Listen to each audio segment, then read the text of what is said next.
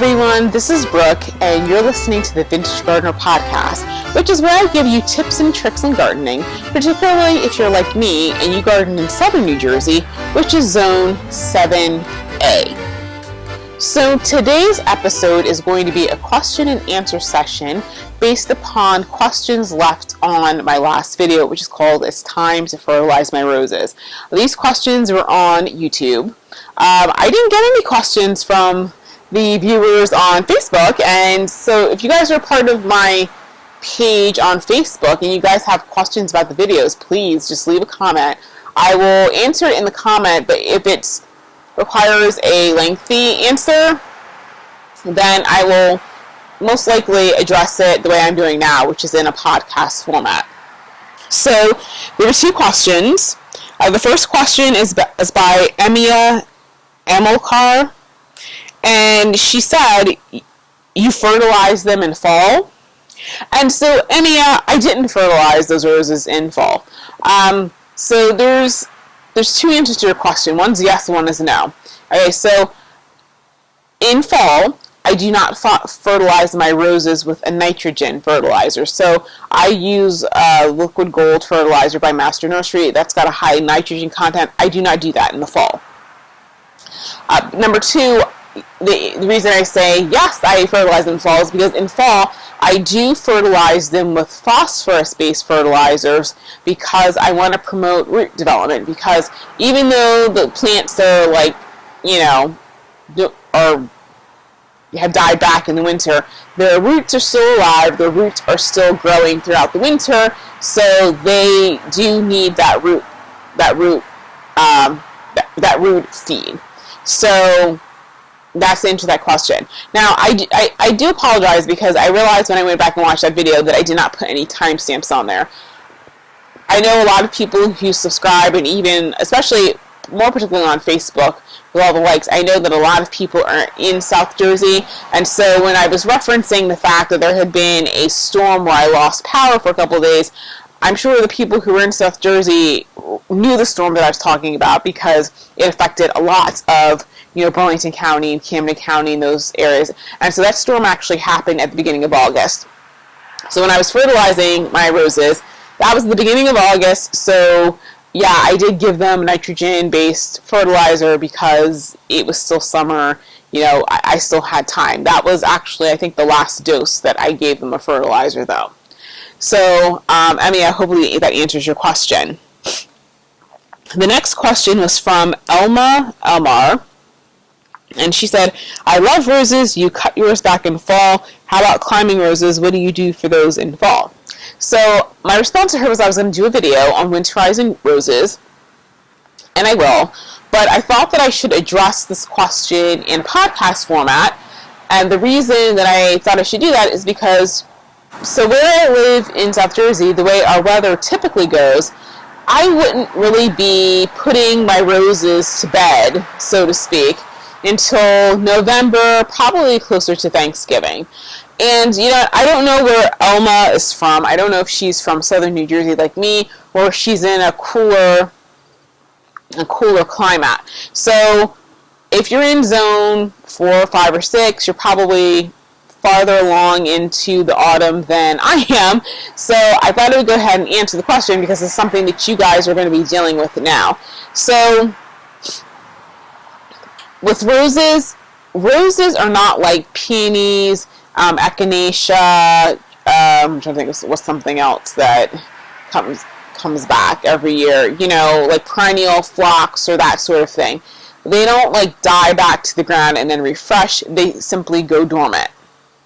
So because they do go dormant, you need the plant to go into dormancy before it starts freezing, because if it starts freezing before the plant has gone into dormancy, it's going to kill the plant.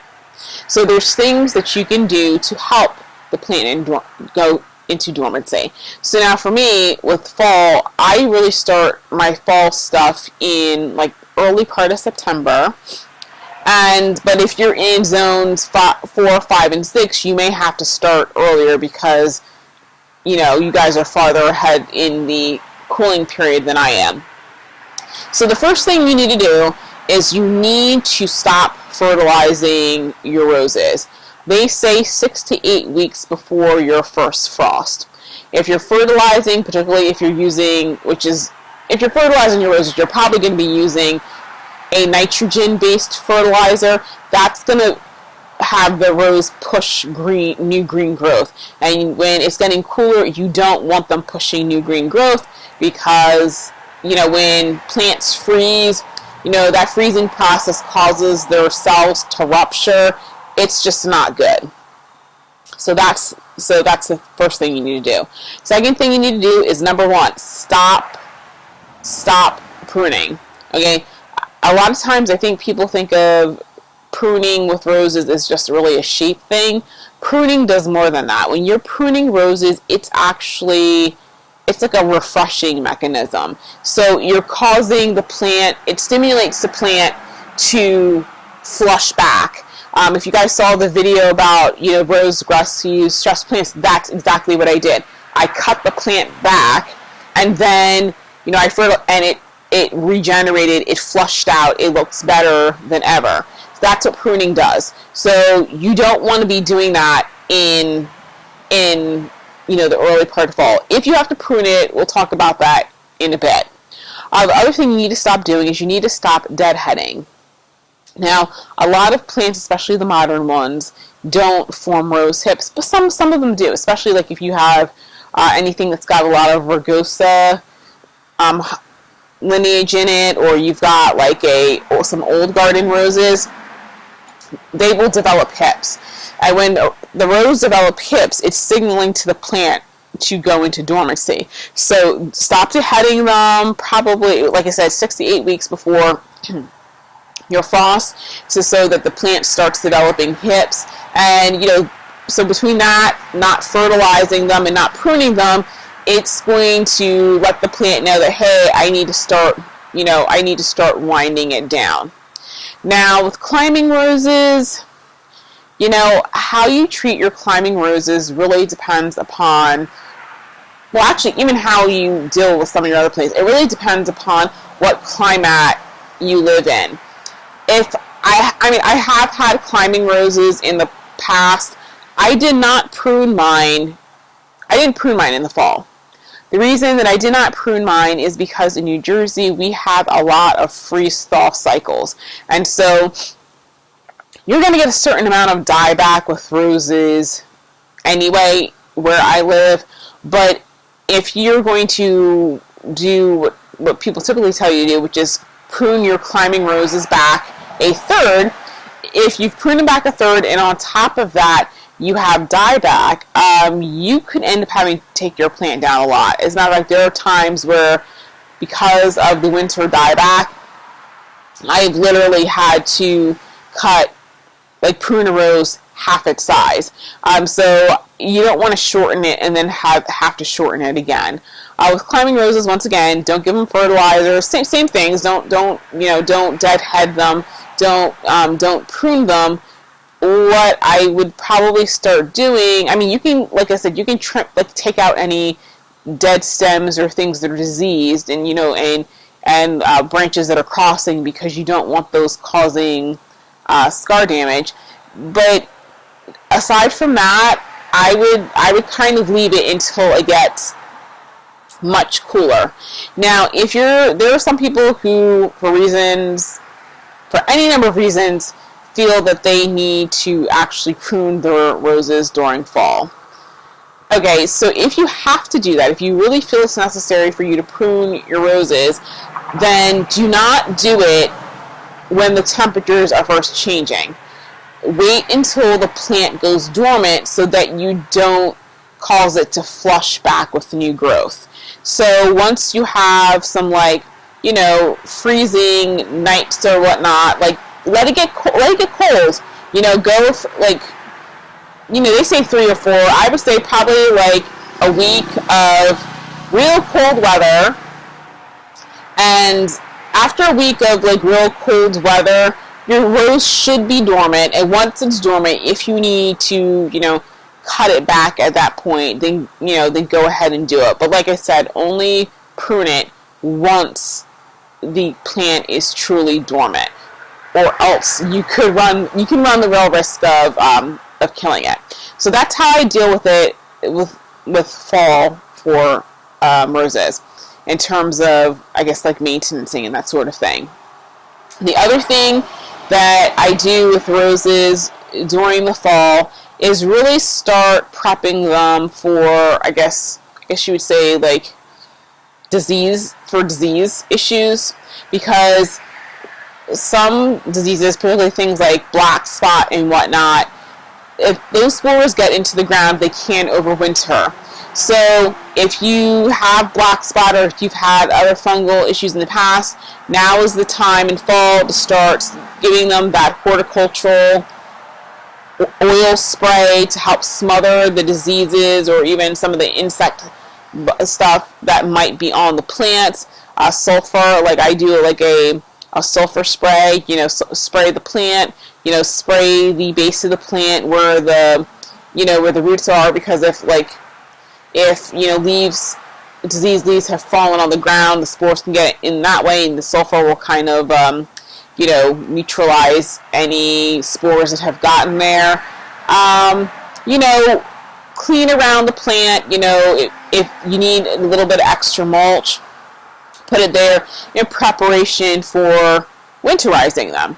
And so then winterizing is something that's different. How you do it depends upon your winters, and in terms of winter hardiness, it is going to depend upon your winter hardiness. In zone 7 and 8, depending upon your climate, and when I say climate, I mean, for example, if you have 4 distinct seasons where your seasons follow a logical path where summer follows spring and fall follows summer, that sort of thing, then in zone 7 and 8, what you would really need to do is just mulch. Give it an additional 3 to 4 inches of mulch, over at the base of the plant, and you should be good. Now, if you're like me and you have, New Jersey has what we jokingly refer to as 12 seasons, where you've got a lot of frost and thawing cycles, then what you want to do is you want to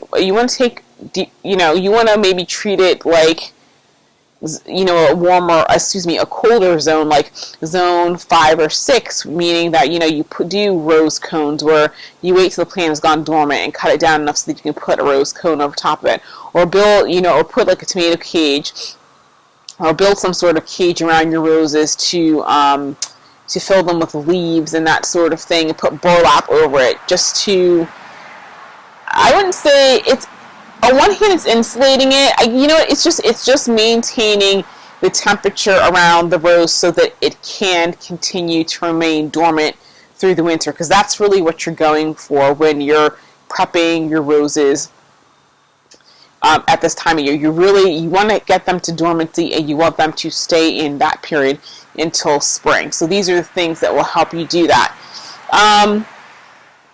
If you're in places like, zone 5 and 4, where you're getting like those blizzards, like in Wisconsin or places like that, you might want to consider like healing your roses in. Well, first off, you could, for example, cut the roses back after they've gone dormant, and then you could take soil and like pile it up around the base of the rose up to like a foot to 18 inches.